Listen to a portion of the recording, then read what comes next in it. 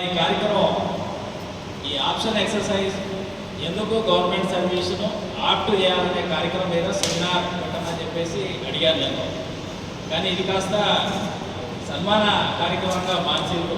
But ఉద్దేశం మాత్రం చాలా క్లియరు. ఆప్షన్ అనేటువంటిది ఒక ముఖ్యమైనటువంటి ఎక్సర్సైజ్ మన అందరి జీవితాల్లో జరుగుతున్నటువంటిది. ఈ ఆప్షన్ ఎక్సర్సైజ్లో మనం ఎటువైపు ఉండాలి, ఎందుకు ఉండాలి అనే ఈ రెండు అంశాలే ఇవాళ కార్యక్రమానికి ముఖ్యమైన ఉద్దేశం. ఇప్పటికే 16 నుండి 21 వరకు 14,500 మెంబర్స్ గవర్నమెంట్ ఆప్షన్ చేశారు. 18 members only 18 members after DPS, only 18 మంది మాత్రమే ఆఫ్టర్ డిపిఎస్. ఇందులో కూడా 3 IOS officers and 1 JWMSC. Rest of the employees from MIL, AVNL, IOL, ఎక్కువ మంది MIL. So 18 members only after DPSU. Out of 60,000లో 14,500 exercise. ఇది నిన్నటి ఫిగర్. అయితే మేమంతా అనుకున్నట్టుగానే అందరూ కూడా గవర్నమెంట్ ఆప్షన్లోకి వెళ్తున్నారు, వెళ్ళాలి, వెళ్ళడం తప్ప వేరే మార్గం లేదు. ఇందాక కిరణ్ చెప్తున్నప్పుడు మనం ఎందుకు ఈ ఆప్షను అట్లాగే ఈ ఆర్గనైజేషన్ కార్పొరేషన్కి వ్యతిరేకంగా మనం ఎలా ఫైట్ చేసాం. మన అందరి కళ్ళ ముంగంటే మన ఆర్గనైజేషన్ పేరు మారింది, మనం డిపిఎస్సిగా మార్చేసిండ్రు, మన ఆర్డినెన్స్ ఫ్యాక్టరీ బోర్డును రిజల్యూషన్ చేసింది, రద్దు చేసింది. డిఓసిఎన్ఎస్ అనే రూపంలో సర్వీస్ ప్రొవైడర్గా మార్చేసింది. 7 డిపిఎస్సిలు మిగతా హాస్పిటల్, స్కూల్స్ మనకు సర్వీస్ ఇచ్చే డిఓసిఎన్ఎస్. ఇది గవర్నమెంట్లో నాన్ ప్రొడక్టివిటీ ఆర్గనైజేషన్గా గవర్నమెంట్ 1 అక్టోబర్ 2021లో కార్పొరేషన్ చేయడం జరిగింది. కానీ దానికన్నా ముందు చాలా పెద్ద గతంగా జరిగింది. 2019లో కేంద్ర ప్రభుత్వం सत्ता में आने के बाद ये गवर्नमेंट ये सोचा है ऑर्डिनेंस फैक्ट्रीज को कॉर्पोरेटाइजेशन 100 दिन में करना है. 100 डेज प्रोग्राम में दिस डिसीजन अडॉप्टेड. जून 26 को 2019లో మాకు ఖబర్ వచ్చింది, ఇట్లా ఆర్డినెన్స్ ఫ్యాక్టరీస్ను కార్పొరేటైజ్ చేయాలనుకుంటున్నారు. మీ అందరికీ తెలుసు, నాయర్ కమిటీ, జాఫా కమిటీ, అట్లాగే లాస్ట్కు షట్కర్ కమిటీ 2016 రికమెండేషన్స్ అనుగుణంగా డిఫెన్స్ సెక్టార్లో డిఫెన్స్లో ఉండాల్సిన వాళ్ళు 3 ఆర్మడ్ యూనిఫామ్ ఫోర్స్ వాళ్ళు మాత్రమే ఉండాలి. అంటే army, air force, navy, only uniform force మాత్రమే ఉండాలి. ఇందులో సివిలియన్స్ ఉండాల్సిన అవసరం లేదు. This is the Shatkar committee recommendations and the systematically 3 ఫేసెస్లో మొత్తం సివిలియన్స్ను రిమూవ్ చేయాలనేటువంటిది అతని రికమెండేషన్. ఫస్ట్ ఫేజ్లో ఆర్మీలో డిపోసు, పోల్ట్రీ ఫార్మ్స్, ఈఎంఏ వర్క్షాప్స్ అనేక వాటిని వాళ్ళు పూర్తిగా మూసేసారు, క్లోజ్. ఒట్టి ఈఎంఈలోనే ఎంజీఓఎస్, ఏఓసిలో 39,434 మెంబర్స్ సర్ప్లస్ డిక్లేర్ చేసి అదర్ డిపార్ట్మెంట్స్కు పంపించారు. సెకండ్ ఫేజ్లో ఆర్డినెన్స్ ఫ్యాక్టరీ కార్పొరేటైజేషన్ అడాప్ట్ చేసింది. సో ఈ ఆర్డినెన్స్ ఫ్యాక్టరీస్ కార్పొరేటైజేషన్ అనేటువంటిది మనం అందరం సీరియస్గా వ్యతిరేకించడం. కార్పొరేషన్ అనేటువంటిది సొల్యూషన్ కాదు, ఇది వార్ రిజర్వ్, ఇది కేంద్ర ప్రభుత్వం ఆధీనంలోనే ఉండాలి.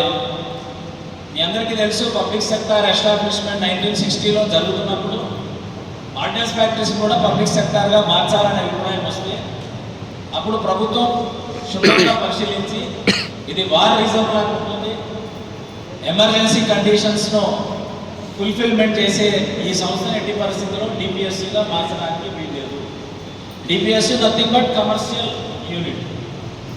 ప్రాఫిట్ బ్యాలెన్స్ షీట్ అనేటువంటిది వాళ్ళే తయారు చేసుకోవాలి. ఇక్కడ గవర్నమెంట్ ఎలాంటి సపోర్ట్ చేయదు. ఓన్లీ గవర్నమెంట్ ఆర్డర్స్ను ఇస్తుంది అవసరం పెట్టి.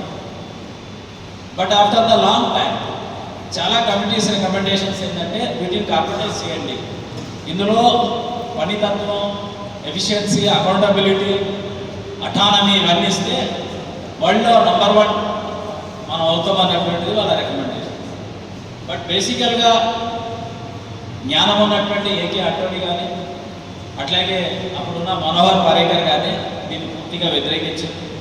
ఇవి సెంట్రల్ గవర్నమెంట్ ఆధీనంలో ఉండాలి, వీటిని మేము కార్పొరేటైజ్ చేయము, బట్ మోడర్నైజేషన్ చేయాలి, దీంట్లో పని పరిస్థితులను మార్పు తీసుకురావాలి అనే ఒక అభిప్రాయంతో ఉన్నాం. కానీ షెట్కర్ కమిటీ తర్వాత మన జైట్లీ గారు రక్షణ మంత్రిగా ఉన్నప్పుడు దీనికి బీజాలు అనేటువంటిది వేసుకుంటాం. ఆయన పూర్తిగా ఆర్డినెన్స్ ఫ్యాక్టరీస్ను కార్పొరేటైజ్ చేయాల్సిందే అని చెప్పేసి నిర్ణయం తీసుకొని గవర్నమెంట్ అధికారంలో రాగానే 100 days ప్రోగ్రాంలో నిర్ణయం తీసుకోవడం. నేను ఆ సమయంలోనే సిడిఆర్ఓలో జాయింట్ సెక్రటరీగా, ఏఎన్జిఓలో ఆర్గనైజ్ సెక్రటరీగా, అట్లాగే సిడిఆర్ఏలో ఆర్డినెన్స్ ఫ్యాక్టరీస్ను చూసే బాధ్యత నాకు ఇవ్వడం. సో దీన్ని ఇమీడియట్లీగా శివగోపాల్ మిశ్రా గారి దగ్గరికి తీసుకెళ్ళడం. మేము 25th July జేసీఎం ఆఫీసులో 3 ఫెడరేషన్లు సిడిఆర్ఏ ఆధ్వర్యంలో ఒకట నేషనల్ కౌన్సిల్ మెంబర్స్ అంతా సమావేశం అయ్యి దీన్ని పూర్తిగా వ్యతిరేకించాలి, దీనికి వ్యతిరేకంగా మనం ఫైట్ చేయాలని చెప్పేసి నిర్ణయం చేసినాం. మీ అందరికీ తెలుసు సిడిఆర్ఏ అన్నటువంటిది అసోసియేషన్ సిసిఎస్ఆర్ఎస్ఏ అనుగుణంగా రికగ్నైజ్ చేయబడ్డది. దీంట్లో స్ట్రైక్స్ అన్నటువంటివి చేయకూడదు, కేవలం బార్గెనింగ్, నెగోషియేషన్స్, రిప్రజెంటేషన్స్ మాత్రమే ఉండాలి. బట్ బోత్ నేరుగా నేను యాజ్ ఏ జాయింట్ సెక్రటరీ అట్లాగే సిడ్రా జనరల్ సెక్రటరీ కమల్ సింగ్ ఆధ్వర్యంలో ఒకట ఈ మీటింగ్లో నిర్ణయం చేసినాం. 2019 August 20 నుండి 1 month స్ట్రైక్ జరగాలి కార్పొరేషన్ వ్యతిరేకంగా. ఇందులో సిడ్రా కూడా ప్రత్యక్షంగా పాల్గొనాలి అనే నిర్ణయం అనేటువంటిది నేను తీసుకున్నాను. ఈ నిర్ణయాన్ని సిడ్రాలో ఉన్న అసోసియేషన్ వ్యతిరేకించింది. ఈ నిర్ణయాన్ని 2 ముఖ్యంగా కౌంటర్ అసోసియేషన్ ఎన్డీజీబీఓ, ఎన్డీఎన్జీఎస్ఆర్ఏ సోదరులు వినే ఉంటారు మీరు మన దగ్గర, వీళ్ళు పూర్తిగా వ్యతిరేకించారు. అట్లాగే ఎన్డీజీబీ అనే అసోసియేషన్ మన సిడిఆర్ఏ నుండి నెగోసియేషన్ల సందర్భంగా మా రుసుగులు, మా నిర్ణయాలు, ఈ సమ్మెలో పాల్గొన్న మనం 5 రోజులు సిడ్రా పాల్గొనడం వల్లనే స్ట్రైక్ పూర్తిగా సక్సెస్ అయింది. 5 రోజుల సమ్మె యొక్క రిజల్ట్ 94% ఎంటైర్ ఓఎంపీ. ఇందులో సిడ్రా పూర్తిగా పాల్గొనడం, ఫెడరేషన్తో భుజం కలిపి ఈ యొక్క కార్పొరేషన్ నిర్ణయాన్ని వెనక్కి నెట్టగలిగింది. ఆ టైంలో ప్రభుత్వం చర్చలు పిలిచింది. డిఫెన్స్ సెక్రటరీ ఆధ్వర్యంలో ఒకటి production secretary doctor Ajay Kumar ఆధ్వర్యంలో చర్చల్లో పాల్గొనడం జరిగింది. ఆయన నిర్ణయాన్ని October 1, 2019 నుండే కార్పొరేషన్ చేయాలని నిర్ణయం. తర్వాతనే దాంట్లో అన్ని మార్పులు చేర్పులు చేయాలి. 100 days ప్రోగ్రాంలో ఇది ఒక స్పిరిట్గా ప్రైమ్ మినిస్టర్కు కానుకగా ఇవ్వాలని నిర్ణయం. సో ఈ నిర్ణయంలో మన స్ట్రైక్ తర్వాత వాళ్ళు ఒక స్టెప్ వెనకకేసి HLOC high level official committee అని ఫామ్ చేసి రీస్ట్రక్చరింగ్ చేద్దాం, మీ పని పరిస్థితులను మెరుగు చేస్తాం, కార్పొరేషన్ చేయాలా వద్దా అందులో మనం నిర్ణయం చేస్తాం.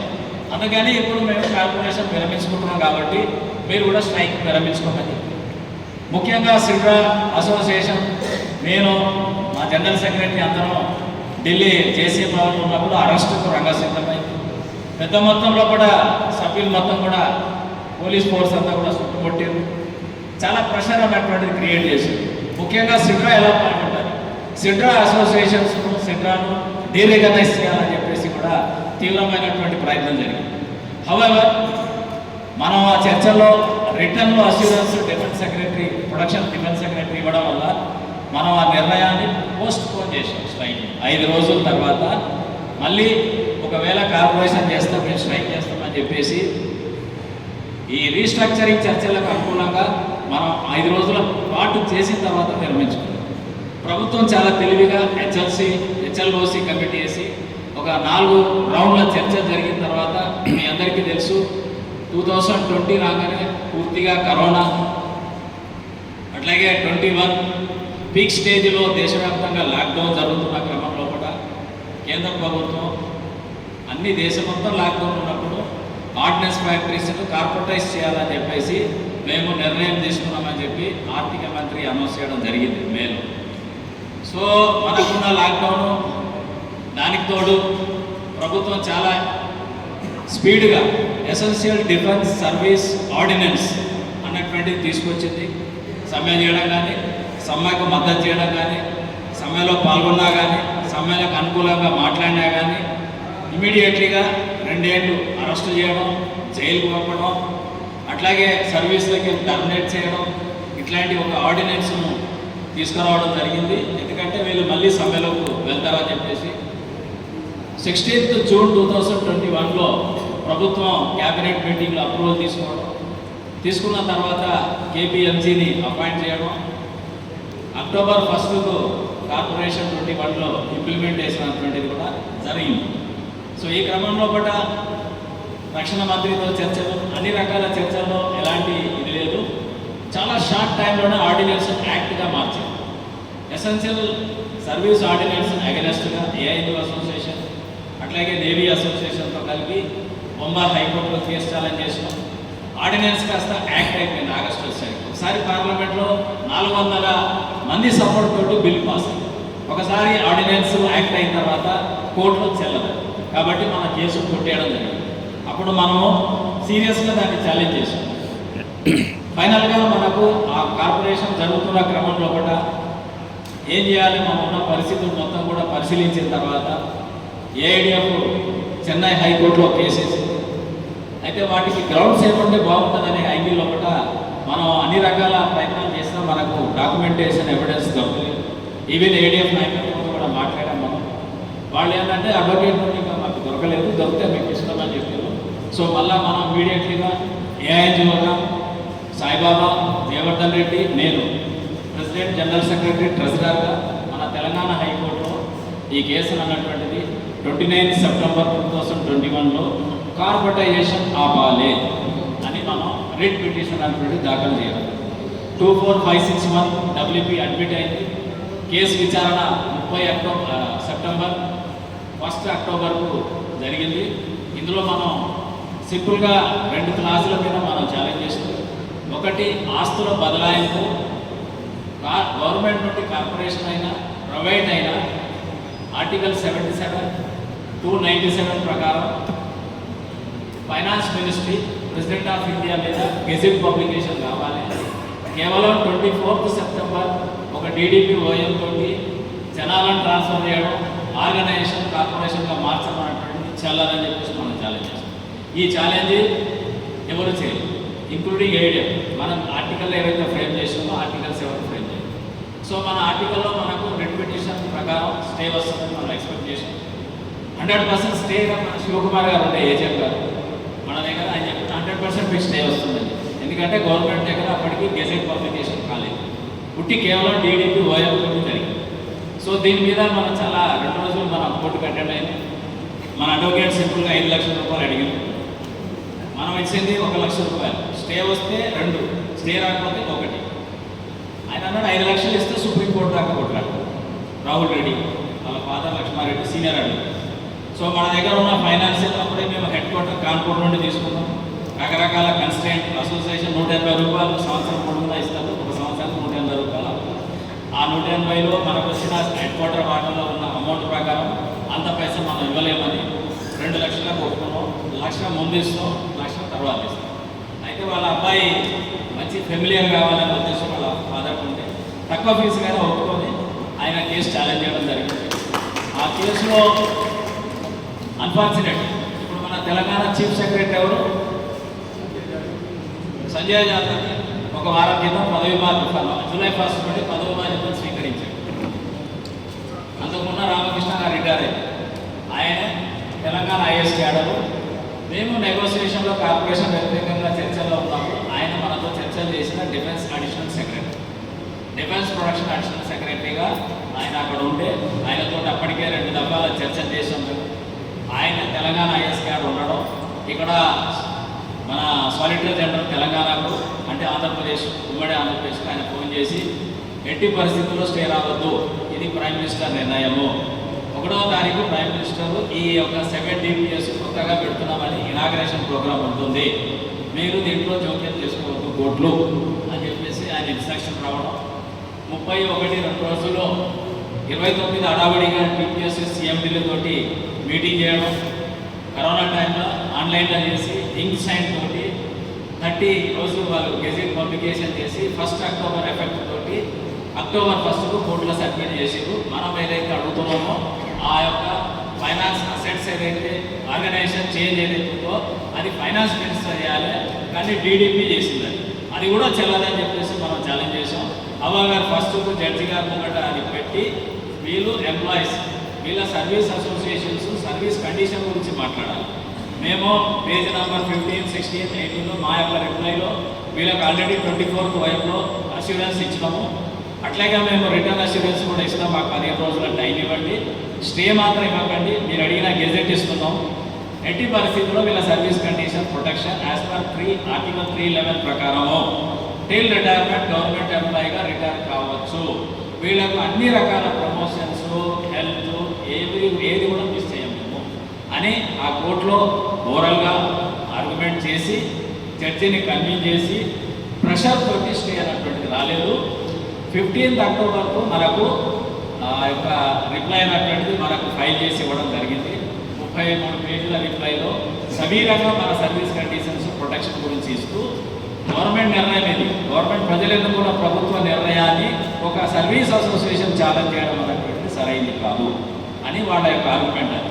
సో ఆ యొక్క ఆర్టికల్ 311 అనేటువంటి కేసు ఏదైతే మనకి ఇచ్చారో అది ఈ రోజు కూడా లైవ్లో ఉంది. ఏ యొక్క కేసు కూడా ప్రజెంట్ కార్పొరేషన్ వ్యతిరేకంగా ఫైల్ చేసిన ఏ కేసు లేదు. 2024లోనే ADF కేసు డిస్పోజ్ అయింది. BPMS కార్పొరేషన్ తర్వాత వేసి దాన్ని అడ్మిట్ చేయలేదు వాళ్ళు. ఫైనల్గా ఇప్పుడు కేసు మీకు అందరికీ తెలుసు, మన ఈ యొక్క టిల్ రిటైర్మెంట్ DPSలో ఉండాలి అన్నటువంటిది కార్పొరేషన్ తర్వాత మన అన్ని ఫెడరేషన్స్ CDRA అసోసియేషన్ స్కూల్ కలిసి ఒక నిర్ణయం తీసుకున్నాం. ఏం నిర్ణయం అంటే కార్పొరేషన్ జరిగిపోయింది, ఈ కార్పొరేషన్ కరెక్ట్ కాదు, మళ్ళీ మా OAP కావాలనే డిమాండ్తో పాటు ఎంప్లాయీస్ అందరూ టిల్ రిటైర్మెంట్ వరకు ఇదే DPSలో ఉండేటట్టుగా మనం ఫైట్ చేయాలి. ఈ ఫైట్ చేయడానికి బేస్ ఏదన్నటువంటిది అప్పటికి ఏం నిర్ణయం జరగలేదు.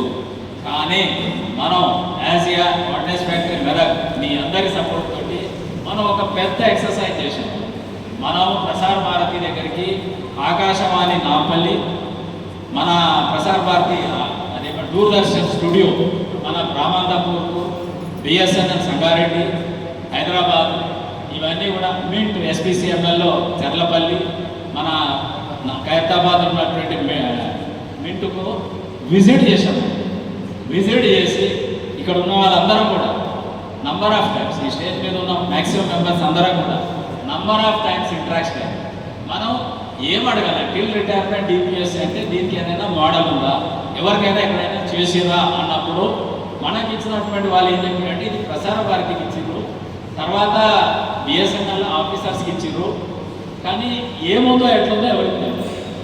దీని మీద మనము అక్కడికి వెళ్ళి స్టూడియోలో ఆ వార్తా చదివేటోళ్ళ పక్కకు నిలబడి వాళ్ళందరితో మాట్లాడి వాళ్ళ లీడర్స్తో మాట్లాడి ఆకాశం వాళ్ళ వార్తా చదివేటోళ్ళ దగ్గరికి వెళ్ళి వాళ్ళందరితో మాట్లాడారు. 2000లో కార్పొరేషన్ అయింది. కార్పొరేషన్కు కారణమైంది దూరదర్శన్, ఆకాశవాణి రెండింటిని కలిపి ప్రసార భారతి కార్పొరేషన్ అనేటువంటిది ఎస్టాబ్లిష్ చేసింది. ఎస్టాబ్లిష్ చేసినప్పుడు ఎంప్లాయీస్ మనలాగా వ్యతిరేకిస్తే వాళ్లకు గవర్నమెంట్ 303 ఎంపీలను కలిసి వాళ్ళు సమ్మె చేసి మనలాగా పార్లమెంట్లో చర్చ చేయించారు. చర్చ చేసిన తర్వాత గవర్నమెంట్ పార్లమెంటు ద్వారా గెజెట్ పబ్లికేషన్ జరిగింది. పార్లమెంట్ అప్రూవ్ అయింది గెజెట్. ఏమని, ఎంప్లాయీస్ ఎవరైతే కార్పొరేషన్ కన్నా ముందు ఉన్నవారు ఉన్నారో వాళ్ళందరూ సెంట్రల్ గవర్నమెంట్ ఎంప్లాయీ స్టేటస్లో టిల్ రిటైర్మెంట్ వరకు ఇదే ఆర్గనైజేషన్లో ఉంటారు. వాళ్ళకు పే, అలవెన్సెస్ అన్నీ కూడా కన్సాలిడేట్ ఫండ్ ఆఫ్ ఇండియా నుండి ఇస్తారు. ఆ కార్పొరేషన్ ఇవ్వదు వాళ్ళకు. ఎవరు ఇస్తారు?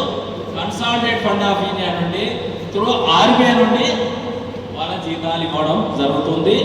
ఈరోజు కూడా ఆర్బీఐ నుండి చెక్ స్లిప్ వస్తుంది.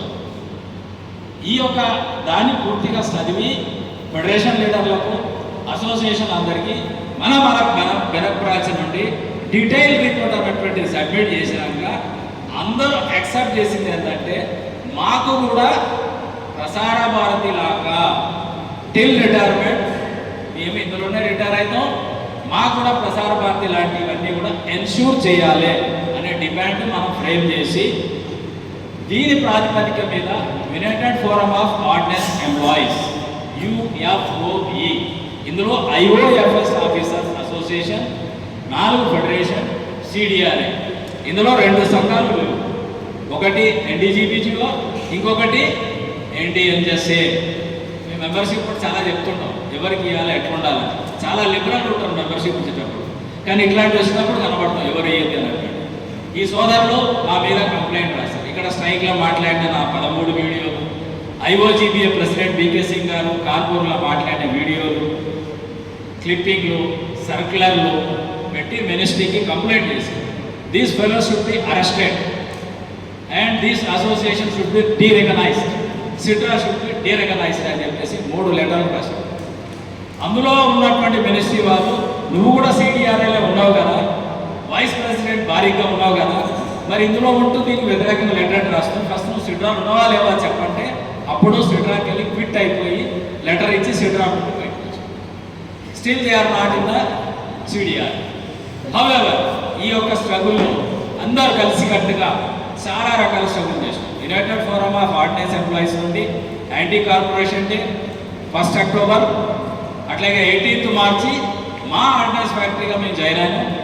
మమ్మల్ని మేము చంపొచ్చు, మా ఆర్గనైజేషన్ మీరు చంపొచ్చు, కానీ మా గుండెల్లో మా యొక్క మనసులోకి వెళ్ళి మా ఆర్గనైజేషన్ మీరు తీసేయలేరు.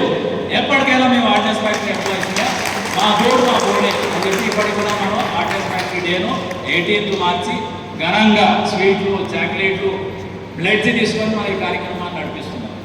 ఈ క్రమంలో పాట ఒక టైం వచ్చింది, మనం డీమ్డ్ డెప్యుటేషన్ 2 years, తర్వాత 1.5 year, ఆ తర్వాత September 30, 2026 5 years is the last period. Last year నుండి చాలా వేగంగా పరిణామాలు జరుగుతూ వస్తున్నాయి. ఈ చాప్టర్ను మనం క్లోజ్ చేయాలి, ఆప్షన్ ఎక్సర్సైజ్కి వెళ్ళాలి. Extension 5 years almost all going to conclude. కాబట్టి గవర్నమెంట్ లాస్ట్ ఆగస్టు నుండి DPSUలో ఎంతమంది ఉండాలి, మీకు ఎంత కావాలి. Already DPSU rationalisation strength is fixed 7 DPSUs 58,903. But our operating strength, మన operating sanction strength is 1,12,000. During the corporation 74,000 transfer to DPSUs. As on date 60,000 our strength, but 58,000 is the rationalization strength fixed by the DPSUs. However, వాళ్ళ తర్వాత మనకు ministry meeting పిలిచింది, మీతోటి stake holders consultation జరుగుతుంది. HR policies, corporation completion stage లోపల corporation should exercise option before HR policies ఇవ్వాలి. HR policies డ్రాఫ్ట్ను stake హోల్డర్స్తో డిస్కస్ చేయాలి, ఆ తర్వాతనే ఆప్షన్ ఇవ్వాలి. As per rule 37A CCS pension rules 1972 amended 2021. So దీని ప్రకారం ఎక్సర్సైజ్ మొదలు పెట్టడానికి సెక్రటరీ DP నవంబర్లో మీటింగ్ పిలిచింది. ఆ మీటింగ్లో మేము చాలా క్లియర్గా చెప్పాం, మేము ఆల్రెడీ ఎవ్రీ ఇయర్ మేము అడుగుతున్నాం టిల్ రిటైర్మెంట్ DPSUలో ఉండాలని చెప్పేసి. మా DPSU కంటిన్యూయేషన్లో మేము ఇట్లాగే ఉంటాం, మేము ఇందులో జాయిన్ అయినాం, ఇందులోనే రిటైర్ అయ్యాం. మీరు పేరు ఊరు మీరు మార్చుకున్నారు, మేము మారలేము, మేము మారం. మా డిమాండ్ యాక్సెప్ట్ చేసేంత వరకు మేము ఏ నెగోషియేషన్లో పాల్గొన్నాము, స్టేక్ హోల్డర్ నెగోషియేషన్లో మేము పాల్గొన్నాం.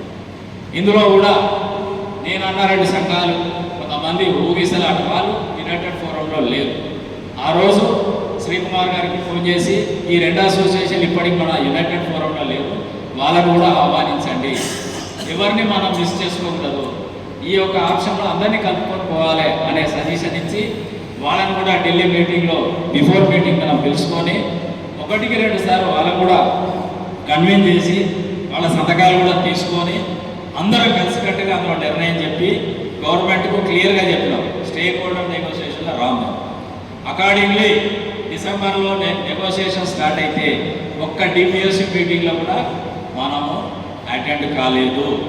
రెండోది మనకు పెద్ద ప్రోగ్రాము మీకు తెలుసు, డిఆర్డిఓ ఆగస్టు మీటింగ్ అయితే అందులో అందరినీ కూర్చోబెట్టి మనం మీద ఒక నిర్ణయం తీసుకున్న గవర్నమెంట్ ముందుకెళ్తుంది కాబట్టి ఆప్షన్ ఇచ్చే ముందు మనమే గవర్నమెంట్కు ఆప్షన్ ఇద్దాము అనే నిర్ణయంలో ఒక నిర్ణయం తీసుకొని September 9th to October 10th వరకు ఆప్షన్స్ అడ్వాన్స్ ఇద్దాం. గవర్నమెంట్ ఆప్షన్ మళ్ళీ మనం అడగాల్సిన అవసరం లేకుండా అట్లా ఒక ఇండికేషన్ గవర్నమెంట్కి ఇద్దాం. మనమంతా గవర్నమెంట్గా ఉంటామని ఆర్గనైజేషన్ డైలమాలో పడేద్దాం. వీళ్ళందరూ వెళ్ళిపోతే మనం ఎట్లా నడపాలి ఆర్గనైజేషన్ అనే ఒక వైఖరి వాళ్ళలో మార్పు వచ్చేటట్టుగా నిర్ణయం తీసుకుందాం అనుకున్నాం.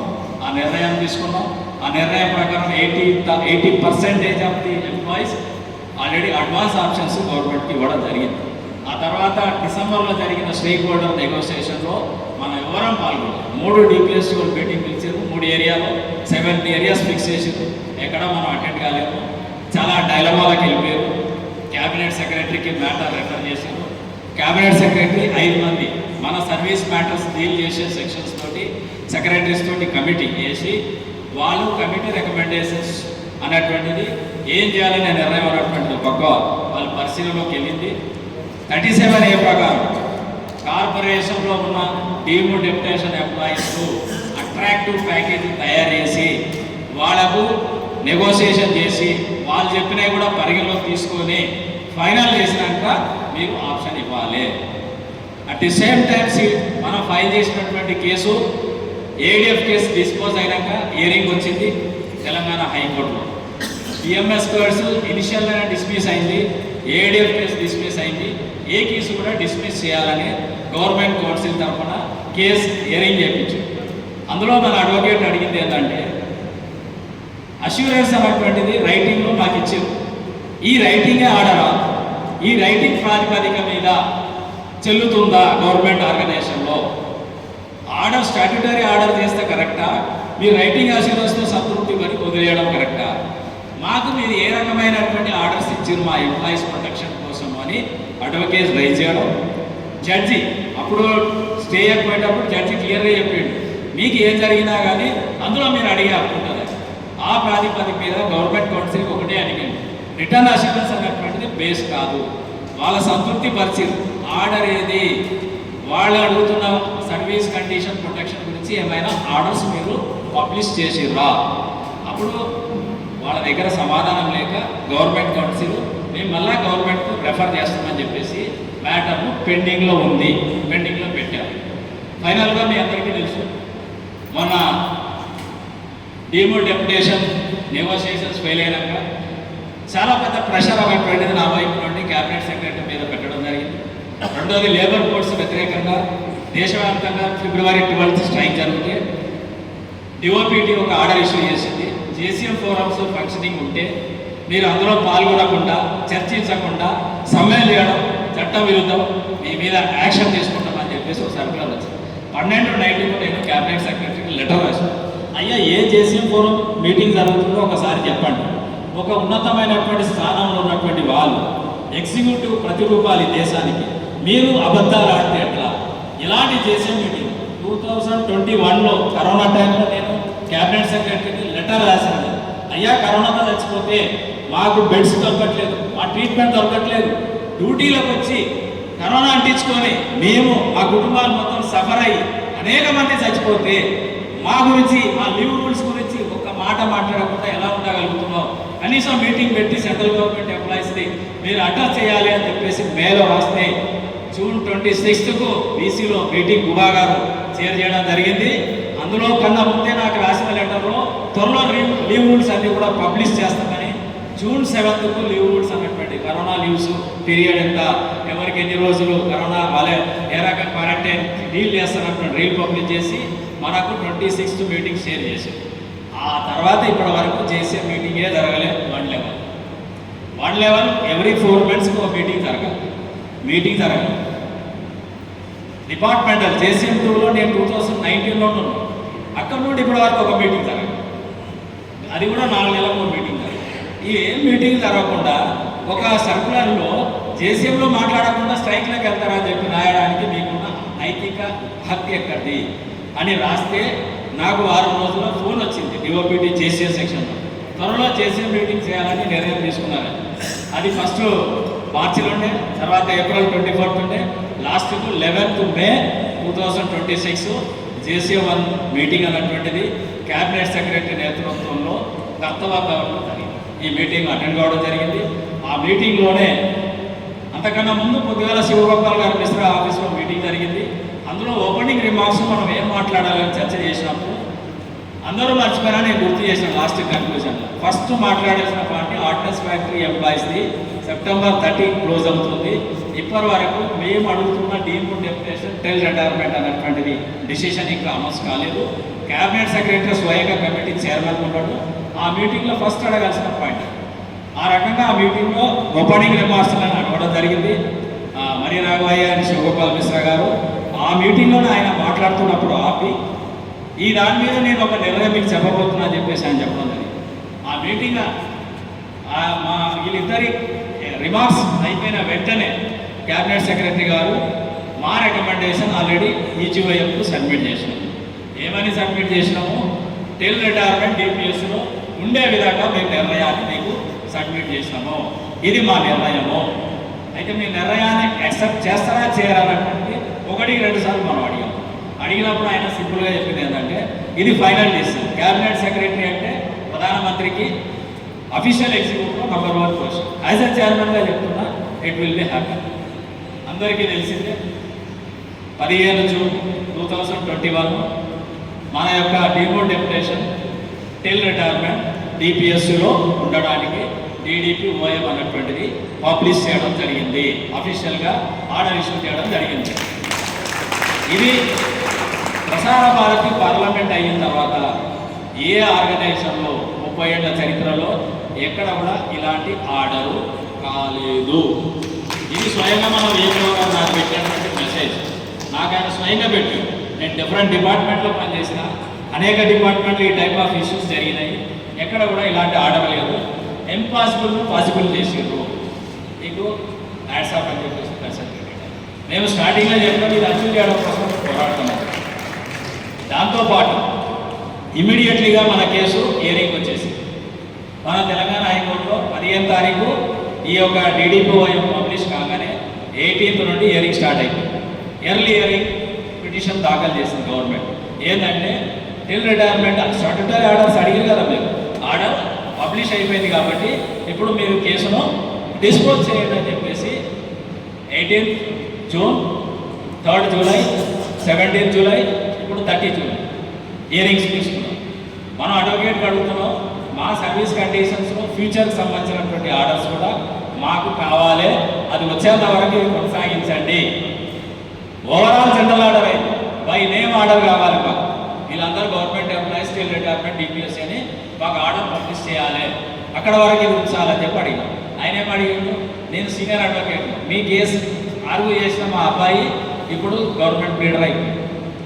మన నెగోసియేషన్లో పోయిన సంజయ్ గారు చీఫ్ సెక్రటరీ అయిపోయింది. మన ఎవరు మన కేసుకు అపోజిట్గా ఆ రోజు ఆర్గ్యూ చేసిన అడ్వకేట్ ఇప్పుడు జడ్జి అయిపోయాడు తెలంగాణ హైకోర్టు.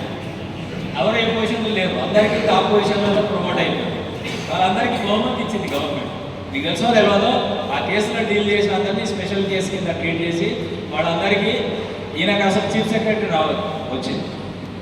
అప్పుడు మాత్రం ఆర్గ్యూ చేసిన సెక్రటరీ ఉన్న రాజ్ కుమార్ గారు కూడా చీఫ్ సెక్రటరీ గుజరాత్, ఈయన chief secretary. Additional secretary Sanjay Jadhav, Puneet Agarwal, మా అడ్వకేట్ ఏమో గవర్నమెంట్ లీడర్ అయిపోయింది. అందరూ కూడా పొజిషన్ మారింది. అట్లాంటి ఒక కేసు ఇప్పుడు హియరింగ్ నడుస్తుంది. ఆయన 2 లక్షలు అడుగుతున్నాడు సీనియర్ అడ్వకేట్ వాళ్ళయ్య లక్ష్మారెడ్డి గారు. 2 లక్షలు ఇస్తే కోర్టులో పోయి నిలబడి మాట్లాడతారు. గవర్నమెంట్ ఏమో డిస్పోజ్ చేయాలనేటువంటి ప్రయత్నం జరుగుతుంది. సమస్య ఎక్కడ వచ్చి అవుతుంది? డబ్బులు. ఎనీవో అది పరిశీలన మాట్లాడడం, జయవర్ధన్ రెడ్డి వెళ్ళి మా సర్వీస్ కండిషన్స్ ఇవన్నీ రావాలి అని ఆయన దండరాజు వెళ్ళి మాట్లాడొచ్చింది. నేను కూడా ఫోన్లో మాట్లాడాము. అది 30 జూలైకి పైసలు ఇస్తే ఆ నల్ల పోయి అటెండ్ అవుతా అంటున్నారు. ఎనీవో విల్ సీ దట్ మనకు కావాల్సినటువంటి ఒక బేసిక్ ఆర్డర్ అనేటువంటిది మనం అచీవ్ చేసాం. ఇది మన యొక్క ప్రయాణం. ఈ ప్రయాణంలో కూడా కౌంట్లెస్ ఎఫర్ట్స్ పెట్టాము. అది చెప్పడానికి డిఓపిడి కానీ ఎక్స్పర్ట్ ఎల్టీసీ కోసం ఎన్ని రకాలుగా ప్రయత్నం చేసినామో ఈ ఆర్డర్ కోసం కూడా అన్ని రకాల ప్రయత్నం చేస్తాం. అనేక సర్వీస్ మ్యాటర్స్లో అనేక అచీవ్మెంట్స్ ఉన్నాయి. బట్ ఓవరాల్గా గొప్పగా చెప్పుకోవాల్సింది కాంపర్షనెంట్ అపాయింట్మెంట్ కూడా అదే మీటింగ్లోనే క్యాబినెట్ సెక్రటరీ డిసిషన్ ఇచ్చాడు. క్యాబినెట్ సెక్రటరీ క్లియర్గా చెప్పాడు ఈ కాంపర్షనెంట్ అపాయింట్మెంట్ గవర్నమెంట్లో కాదు కానీ డిపిఎస్లు చేయాలి. ఇమ్మీడియట్లీగా ప్రొడక్షన్ అందరు సెక్రటరీలు అంటారు ఆ మీటింగ్లో, రెవెన్యూ సెక్రటరీ, ఎక్స్పెండిచర్ సెక్రటరీ, మన DoPT secretary, pension secretary, railway chairman, board chairman, దేశంలో ఎంతమంది 52 డిపార్ట్మెంట్లో హెడ్స్ అన్న మీటింగ్. ఆ మీటింగ్లో ఆయన ఒక్కొక్క మన సెక్రటరీకి నా ఎదురులో చూసుకున్నాడు. ఆయన దగ్గర అపాయింట్మెంట్ తీసుకోవాలంటే మనకు తెల్లారు. అట్లాంటిది ఆయన జవాబు చెప్పును అని చెప్పి ఇట్లా ఆన్సర్ ఆయన అట్లానే ఆన్సర్ ఇవ్వాల్సిన పరిస్థితి. జేఎస్లీ వెనకాల ఒక మామూలు చైర్లో కూర్చున్నాడు. అట్లాంటి ఒక మీటింగ్ అది చాలా పెద్ద అట్మాస్ఫియర్ మీటింగ్లో ఇట్లాంటి ఒక అచీవ్మెంట్స్ అన్నీ వచ్చినాయి. ఆ మీటింగ్ జరగడం వల్ల జరిగినటువంటి ఫలితం. ఆ మీటింగ్ తర్వాత ఇప్పుడు మన పెన్షనర్స్ కూడా ఎవరైతే ఓపీఎస్లో కాంపర్షనెంట్ అపాయింట్మెంట్ ఆయనలో కూడా ఎఫెక్ట్ డేట్ అన్నటువంటి ఇవ్వడం జరిగింది. చాలా 4-5 అంశాలు మనకు ఫ్యూచర్లో ఆర్డర్స్ వచ్చేవి ఉన్నాయి. సో ఈ క్రమంలో కూడా ఈ కాంపర్షనెంట్ అపాయింట్మెంట్స్ కూడా ఈ ఆప్షన్ తర్వాత ఎంతమంది నేను చూసుకున్నాక కాంపర్షనెంట్ అపాయింట్మెంట్స్ కూడా జరుగుతాయి. డిపిఎస్సి 2021 నుండి పెండింగ్ ఉన్న కేసులన్నీ కూడా ఇందులో మనకు సార్ట్అవుట్ అయింది. ఇది కూడా ఆ మీటింగ్లో వచ్చిన రెజల్యూషన్. సో ఇప్పుడు మన ముంగట ఉన్నటువంటి అంశం ఇప్పుడు చాలామంది టిల్ రిటైర్మెంట్ అంటే పెద్దగా ఆనందపడడం లేదు. అందరి ముఖంలో కూడా కొంచెం కన్ఫ్యూజన్, డౌట్, ఏం జరుగుతున్నటువంటి అంశాలు చాలా వేధిస్తున్నటువంటి అంశాలు. అయితే మీకు తెలుసు కార్పొరేషన్ జరుగుతున్నప్పుడు కూడా ఈ డౌట్ మనకు వస్తుంది. కార్పొరేషన్ అయినాక మన పరిస్థితి ఏంటి, మనల్ని డిపిఎస్లో ఏ రకంగా ట్రీట్ చేస్తారు, కన్సాలిడేట్ ఫండ్ ఆఫ్ ఇండియా ఇస్తారా అయ్యారా, ఇవన్నీ ఇప్పుడు మన ఉన్న సమస్యలు. అయితే మన కార్పొరేషన్లో ఉన్న ఎక్స్పీరియన్స్ మనకు ఉంది. కార్పొరేషన్ అయినాక 3 నెలల దాకా మనకు సిజిహెచ్ఎస్, సిఎస్డి క్లారిటీ, హెల్త్ సంబంధించినటువంటి ఫెసిలిటీసు, రకరకాల అంశాల్లో క్లారిటీ రావడానికి డిఎఫ్యూ సిస్టమ్ ఉన్న వాళ్ళ అకౌంట్స్ ఫస్ట్ ఎలా పెట్టి మన దగ్గరికి వెళ్ళి నువ్వు ఫస్ట్ బిస్తర్ ఖాళీ చేయాలి, మా దగ్గరికి వెళ్ళాలి. మన డిపిఎస్ బిల్స్ ఎవరు పాస్ చేయాలి, పాతది కొత్తది ఎట్లా ట్రీట్ చేయాలి, ఇవన్నీ కూడా తర్వాత 3 to 4 months పట్టి ఒక ఎస్టాబ్లిష్ చేయడానికి. అట్లాగే మనకి ఇచ్చినటువంటి ఓఎంలో మీకు ఇప్పుడు టిల్ సచ్ టైం దాకా ఏమేమి ఉన్నాయో టిల్ రిటైర్మెంట్ కూడా అవన్నీ కూడా ఉంటాయి. అంటే ఇప్పుడు ఏమేమైతే మనం పొందుతున్నామో ఇవన్నీ కూడా ఫ్యూచర్లో కూడా మనం పొందుతాము. ఇందులో ఎలాంటి సందేహం లేదు. ఇది రాకపోతే మనకున్న కోర్టు ఆర్డర్స్ కానీ మనకి ఇచ్చినటువంటి ఓఎం కానీ మనకు సపోర్ట్ చేస్తుంది. ఇలా ఎలాంటి డౌట్ అన్నటువంటి మనకు అవసరం లేదు. 37A ప్రకారం ఇందులో ప్రోరాటా పెన్షన్ ఆప్షన్ ఇచ్చి కార్పొరేషన్లోకి వెళ్ళిపోతే అందులో కూడా బెనిఫిట్. నాకు జిఎంహెచ్ఆర్ గారు మాట్లాడినారు, ఒక బిల్లు పేపర్ తీసుకొని ఒక ఎక్సర్సైజ్ చేసినారు. ఇగో ఇట్లా ఇంత లాభం అవుతుంది, 25% క్యాప్టేరియా వస్తుంది. అట్లాగే ఢిల్లీలో కూడా కొంతమంది ఆఫీసర్లు ఈ ఆప్షన్లో మీరు పాల్గొని డిపిఎస్సి తీసుకోండి, మీరు ఓపీఎస్ కదా, మీకు చాలా లాభం జరుగుతుంది, ఇవన్నీ కూడా చెప్పడం జరిగింది. సో మనం కొన్ని వాళ్ళకి అడిగేసరికి వాళ్ళ దగ్గర సమాధానం లేదు, నీ ఇష్టం పై నీ ఇష్టం అని వదిలేదు. పాయింట్ ఏంటంటే కార్పొరేషన్స్ అన్నటువంటిది ఫస్ట్ ఆఫ్ ఆల్ మనం ప్రభుత్వ పాలసీని అర్థం చేసుకోవాలి. ప్రభుత్వ పాలసీ ఏంటంటే 2021 మన కార్పొరేషన్ తర్వాత డిసెంబర్లో పబ్లిక్ సెక్టార్ ఎంటర్ప్రైజెస్ పాలసీ అన్నటువంటిది గవర్నమెంట్ తీసుకొచ్చింది. ఈ పాలసీలో ఏం చెప్తుందంటే పబ్లిక్ సెక్టార్ అన్నటువంటిది పూర్తిగా ప్రైవేటైజేషన్ చేయాలి. ఓన్లీ మినిమం వేరీ ఇండస్ట్రీస్ మాత్రమే అవసరాన్ని బట్టి ఒకటి ఈచ్ సెక్టార్లో గవర్నమెంట్లో ఉంచాలి. ఎలక్ట్రిసిటీ, పవర్, కోల్, అట్లాగే బ్యాంకింగ్, డిఫెన్స్, ఈ రంగాల్లో ఒక్కొక్కటి మాత్రమే ఉండాలి. మిగతా అన్నీ కూడా ఏం చేయాలి, డిస్ఇన్వెస్ట్మెంట్ చేయాలి, ప్రైవేట్ చేయాలి. ప్రైవేటైజేషన్ సాధ్యం కాకపోతే అమ్మి వేయాలి. It should be sold out, otherwise closure ఎలా చేయాలని ఒక ఆర్డర్ ఇస్తాం. ఇది పబ్లిక్ సెక్టర్ ఎంటర్ప్రైజెస్ పాలసీ యొక్క ఇది. మనం పబ్లిక్ సెక్టర్ ఎంటర్ప్రైజెస్ డిపార్ట్మెంట్ కిందకి డిపిఎస్ ఫంక్షనింగ్ వెళ్తాం. ఈ దాని ప్రకారం చూసుకుంటే ఇప్పుడున్నటువంటి ఆర్టిఎస్ ఫ్యాక్టరీలో కేవలం ఎంఐఎల్ కూడా యుద్ధం జరుగుతున్న కారణంగా వర్క్లోడ్ ఓటీ అన్నటువంటి ఎక్కడ కూడా ఏవిఎన్ఎల్లో కూడా ఓన్లీ హెచ్విఎఫ్ బేస్ చేసుకొని చెప్తున్నారు. బట్ మీకు అందరికీ తెలిసింది ఏంటంటే డిఫెన్స్ కారిడార్లో సిమిలర్ ఇండస్ట్రీని ఎంకరేజ్ చేస్తున్నారు గవర్నమెంట్. పెద్ద మొత్తంలో కూడా ఇన్వెస్ట్మెంట్ అనేటువంటిది సపోర్టింగ్ అనేటువంటి గవర్నమెంట్ ఇచ్చి వాళ్ళతోటి ఇవే items produce చేపిస్తుంది.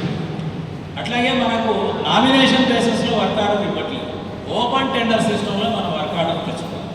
As and date 4 DPSs under సిక్లో ఉన్నాయి, పేరుకు మాత్రము మీకు ఏవిఎన్ఎల్ కూడా పేపర్లో మాత్రమే లాభం.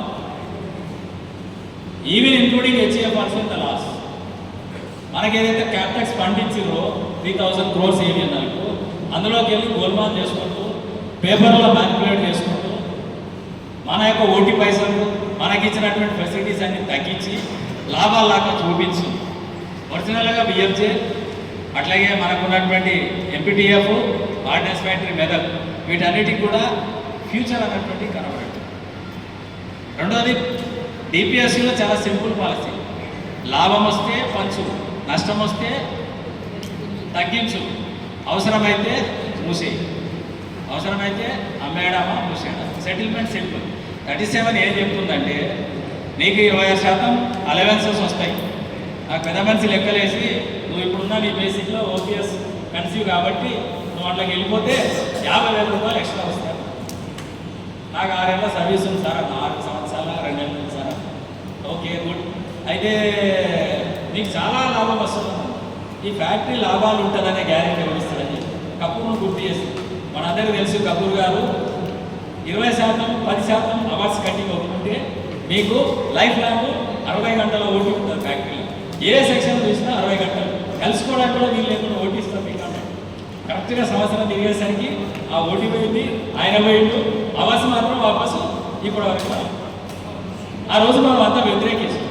అట్లాగే సిమిలర్ ఇది డిపిఎస్సీలు అన్నీ కూడా ఒరిజినల్ ఫేస్ తోటి పనిచేయడం మొదలు పెడితే అన్ని లాసులు ఒక ఎక్స్పోర్ట్ ఆర్డర్ కూడా లేదు. మన ఏమి అన్నారు ఈవెంట్ ఆంజియా కూడా ఆర్డర్స్ తక్కువ చేసి 12 ఆర్డర్స్ ఇచ్చారు, 150 చదివారు. మన హెచ్ఎల్సీ మీటింగ్లో మన దసరా సిర్రా హెచ్ఎల్సీ మెంబర్ సలావుద్దీన్ గారు, నేను, అట్లాగే మన దగ్గర నుండి వచ్చినటువంటి లక్ష్మయ్య గారు హెచ్ఎల్సీ చాలా బ్రహ్మాండమైన డిస్కషన్ జరిగింది. మన ఒరిజినల్ పిక్చరు సిఎండి నోట్లోకి వెళ్ళి చెప్తే చాలా బాధ అనిపించింది. ఎంత ఘోరమైన పరిస్థితి, ఏమాత్రం ఏవిఎన్ఎల్ కానీ సుక్కల్లో చంద్రులాగా అక్కడ మనకు ఆకాశంలో నక్షత్రాలు చూపించినట్టు చూపిస్తుంది. అట్లా లేదు పరిస్థితి.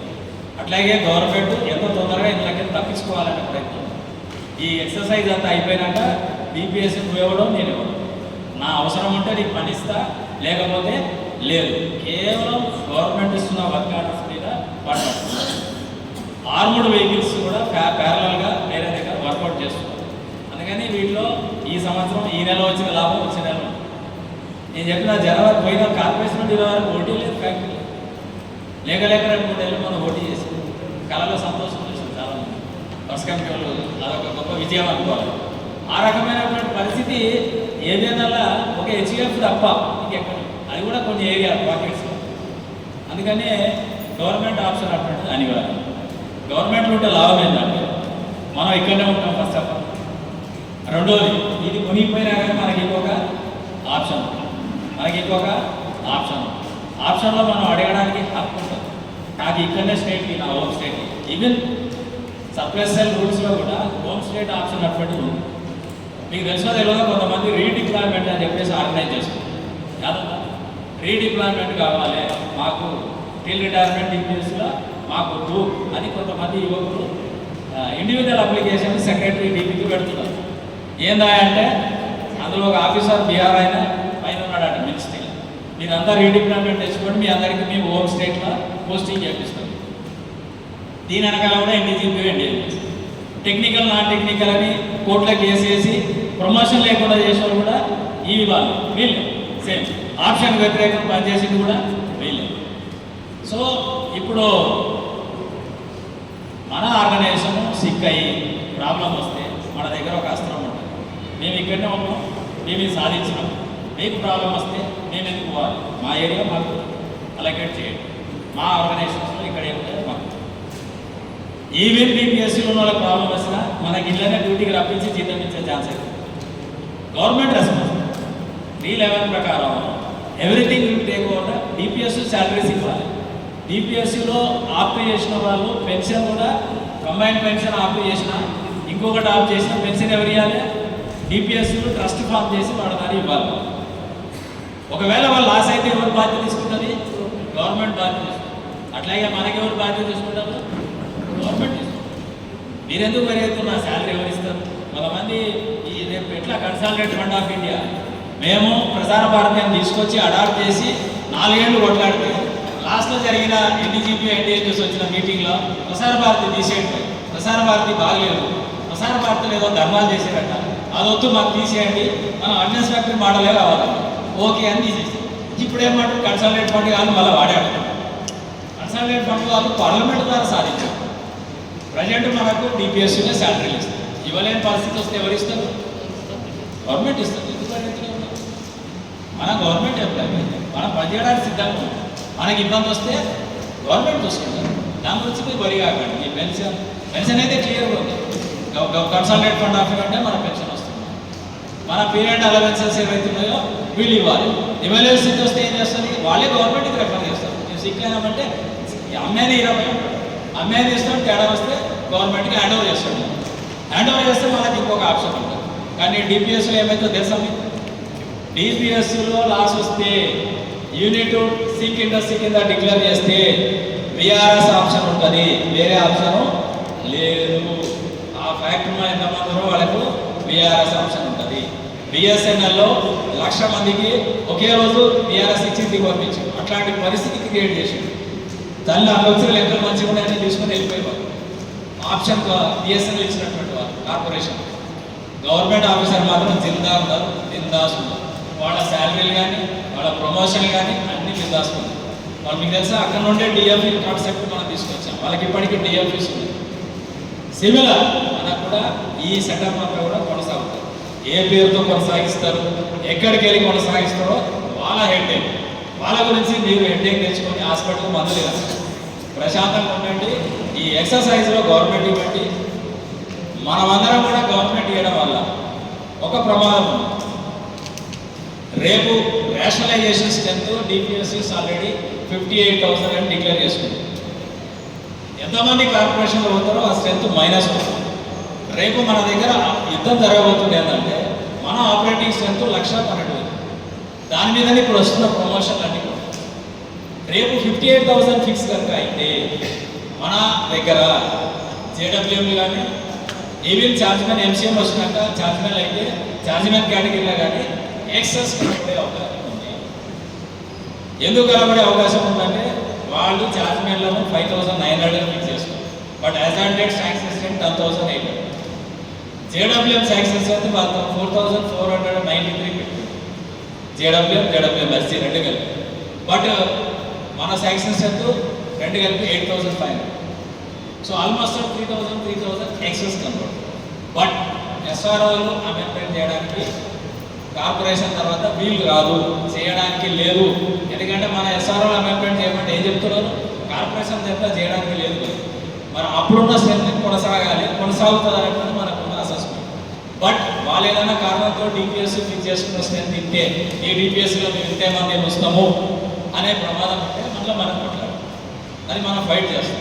సేమ్ టైంలో కొంతమంది రీడిప్లాయ్మెంట్ కూడా ఇంట్రెస్ట్గా ఉన్నారు. బట్ ఎంతమంది అయితే మైనస్ అవుతారో మన స్ట్రెంత్లో అన్ని ప్రమోషన్ మైనస్. 8 మంది డిపిఎస్ ఆర్టీ చేస్తే 8 ఎంసీఎం ప్రమోషన్లో హైస్కూల్ ప్రమోషన్ పోయినట్టు అవి మైనస్ చేస్తారు. ఆ స్ట్రెంత్ అక్కడికి వెళ్ళిపోతాయి కాబట్టి ఇందులోకి వెళ్ళి వాళ్ళు మైనస్ చేస్తారు. అన్ని ప్రమోషన్ మనం నస్తున్నారు. అందుకని ఎవరు కూడా ఆప్ట్ చేయరు.